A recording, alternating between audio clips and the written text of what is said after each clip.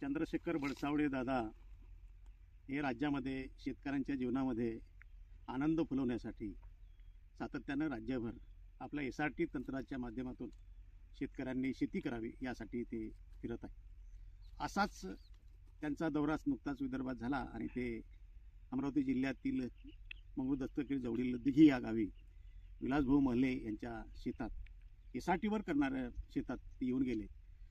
तो व्हिडिओ पाहिल्यानंतर मला राहिलं नाही आणि म्हणून मग मी विलास महले सरांना फोन केला। माझे कडू मित्र आहेत धामणगावला, त्यांनी सांगितलं की नंबर दिला आणि मी आज त्यांच्या शेतामध्ये आलो। SRT तंत्र हे चंद्रशेखर बडसावडे दादाने केवळ भात पिकासाठी आधी केलेलं होतं, परंतु त्याचा फायदा आज शेतकरी जवळपास 50 विविध प्रकारचे पिकं घेण्यासाठी करतात आणि तोच प्रयोग आता विदर्भामध्ये सुद्धा आता होतोय।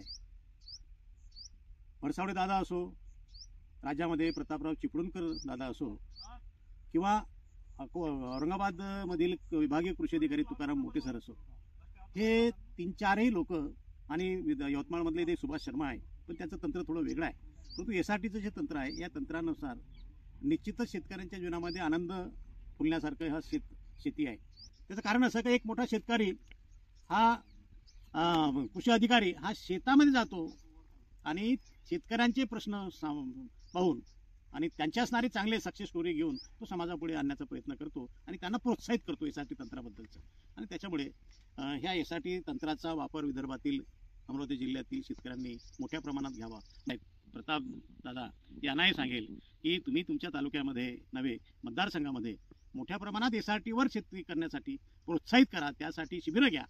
आता बडसावडे दादा इथे येतात म्हणजे नेरळ, रायगड जिल्ह्यामधलं नेरळ म्हणजे कल्याणच्या जवळ जे नेरळ आहे तिथे त्यांची सगुणा बाग आहे, तिथून ते स्वतःच्या खर्चानं मंगरूळ दस्तगिरी जवळील दिघी या गावात येतात आणि विलासदादा महले हे इथल्या कृषी अधिकाऱ्यांना सांगतात का तुम्ही यावं, समजून घ्यावं।